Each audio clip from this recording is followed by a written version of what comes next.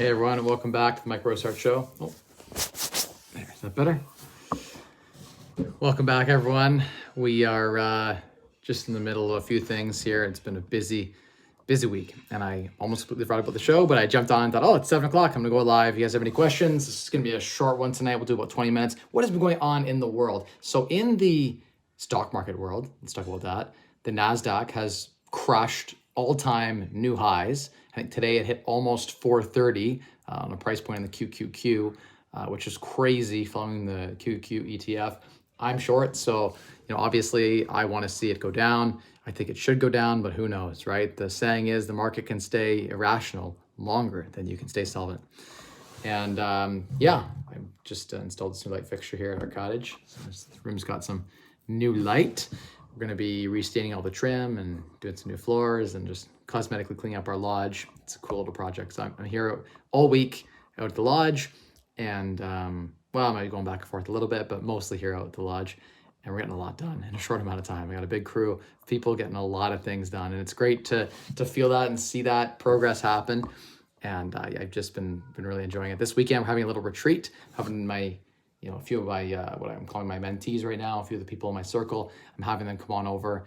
And this weekend, we're gonna be at the lodge doing a little workshop on design, a little workshop on construction, a little workshop on, how do you put together the most efficient ROI layouts? How do you add bedrooms, or how do you configure spaces to get more out of them in terms of rentable revenue?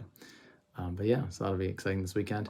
And that stock market, just keep watching it every day, and it's just irrational watching the price to earnings ratios just get crazy out of whack. The NASDAQ 1 year ago it's grown 60% from where it was to where it is now. 60% is not a healthy year over year increase on an index. The Magnificent Seven, many of them are up triple digit growth rates. That's crazy in 1 year. So we're definitely in a bit of a bull cycle. So just wild, all the things that I've watched in the last year happen. And it's wild to even see crypto come up double from where it was a year ago. We've seen Bitcoin and things like that grow double. And just wild in hindsight. What do I have to share? I don't have a lot to share tonight. I'm pretty tired, as you can see. I was up late the other night, and I haven't had the chance to prepare anything for today. So if you guys have any questions, you throw them down below. It's a live Q&A. I'm happy to answer any you guys have. Otherwise, I'll end the stream a little early today. It's totally fine with me as well, to just kind of do a short 15-minute stream. In terms of real estate update, I give the real estate update every week, every Wednesday. What's been going on in the world? So we're seeing a current trending here in Ontario, in my local market, a growth rate of around give or take 1% a month right now is the current growth rate. So a 12% annualized real estate appreciation rate. This on track for the seasonality from December to May. That's very, very normal. It's aided a little bit by rates. Bond yields have been falling from November to now. That the effects of that haven't quite been felt yet. So as the yields have been pushed down, we see some promotional rates right now by the big banks for CMHC type of financing in the 4s now.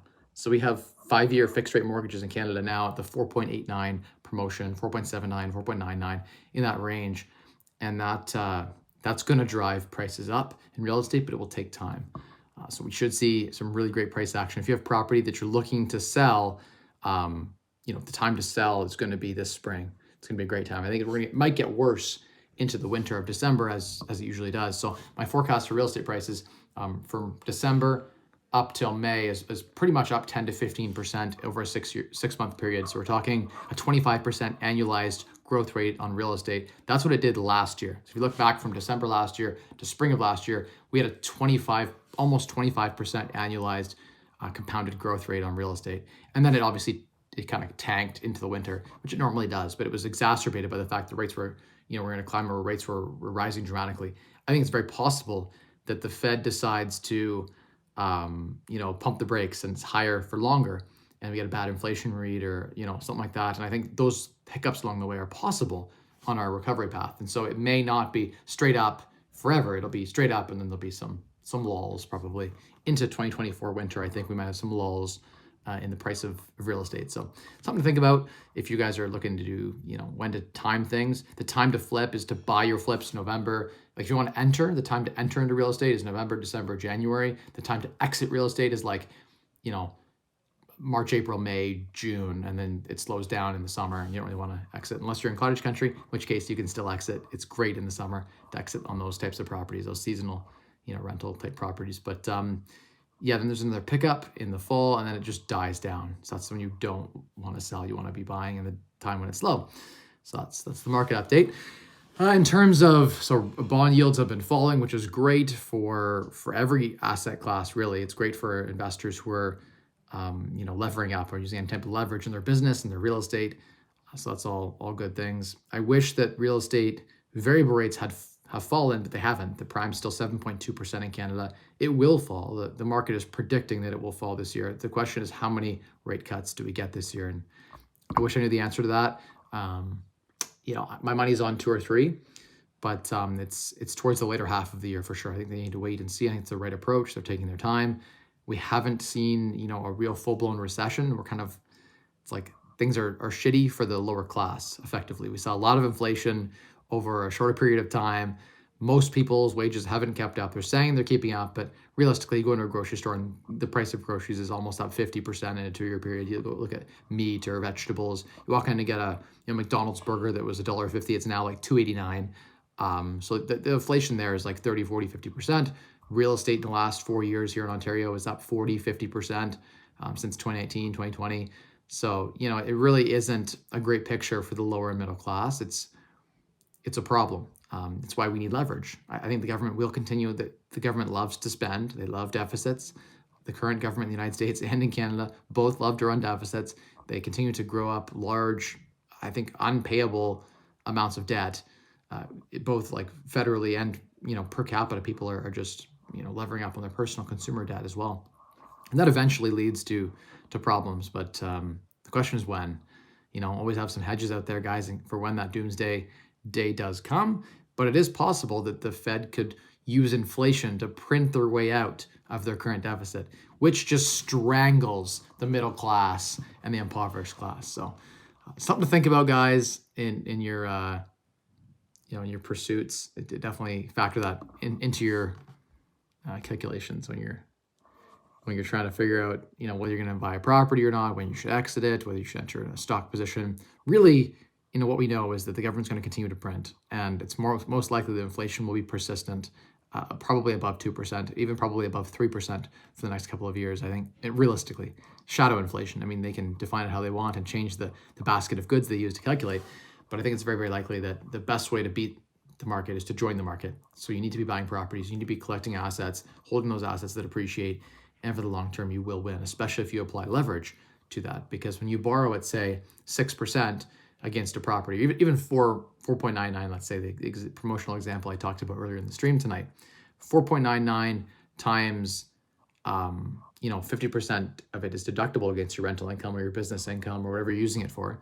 So your effective after tax, you're paying on a 5% note 2.5% of actual cost, and those assets are appreciating at 5 to 10% a year on average over a 10-year period. So we're seeing a huge divide there for those who use leverage and those who don't. So big fan of leverage, but please use it responsibly, guys. Whenever you take on debt, you need to make sure that the debt is serviced by the assets. So you don't go and take debt to buy a car. That's a depreciating asset, not an appreciating asset, and it produces no cash flow. But if you took debt against a car for a business and it was used as a taxi service, then that will be an asset that is depreciating, but hopefully generating more revenue for you to pay that debt and service that debt than it's costing you. But ideally, you use it to buy cash flowing businesses. Use it to buy cash flowing stocks. You can use leverage to buy real estate, of course, cash flowing real estate. Don't use it to buy land. Ideally, use it to buy things that appreciate in value. So that's what I got to say from that. Oh, David says, hello again from Alberta. Hello, David. How you doing? Any thoughts on uranium stocks? I have no thoughts on that. I really hope that uranium stocks don't do really well. Typically, those stocks do well during times of war. I mean, I personally would benefit from, I'd make a lot of money if there was a war right now, a real war right now. That my stocks would just, my shorts would just print. But I obviously don't want to make money through people dying. That's horrible. I'd like to see a correction in the valuations. I don't need to see a full-on collapse. I just like to see a correction to reality. Meta trading at 9 PE ratio made a lot of sense. We're talking a year ago when Meta was $90 something a share. Now it's a $1 trillion company again, right? So it's gotten a bit irrational, I think. And maybe my shorts were, well, clearly my shorts were wrong. The market said something different. The market sentiment right now is very bullish. People are very, very frothy, and they think that the stocks can go to the moon and they never can go down. And that's typically when I'm most bearish. How long will that sentiment continue? Well, until we have a catalyst to stop the bullish sentiment, right? So could be a bad CPE rating, could be, core inflation could be bad, could have a bad jobs report, could be just on the 31st when Jerome Powell speaks next. I think he has to kind of pump the brakes on things. It's just too frothy. People are just too excited. There's too much bull energy. And I think that actually undoes a lot of his fight against inflation, because if people are all bullish and excited about the future and the world, they start spending. And when they start spending, that drives up inflation again, right? So it fights his battle. And as people get excited, yields, kind of fall, which sort of, again, fights. He wants to bring inflation down. So it makes sense for him to want the market to cool off a little bit. So I think the Fed should step in a little bit, cool things off. It's getting a little too good in some sectors, especially tech. And what's interesting though is like the Russell 2000 index is barely up, which is the index of small businesses, not small, but like listed smaller businesses. And it's like those 2000 companies aren't doing so well, but the Magnificent Seven are just flying with triple digit returns.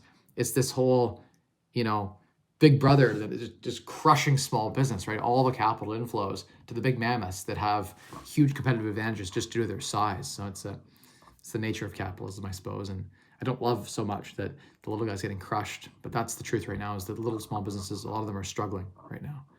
And it is a recession for those folks. But the large businesses like, especially in tech, are just riding this AI bubble to the friggin' moon.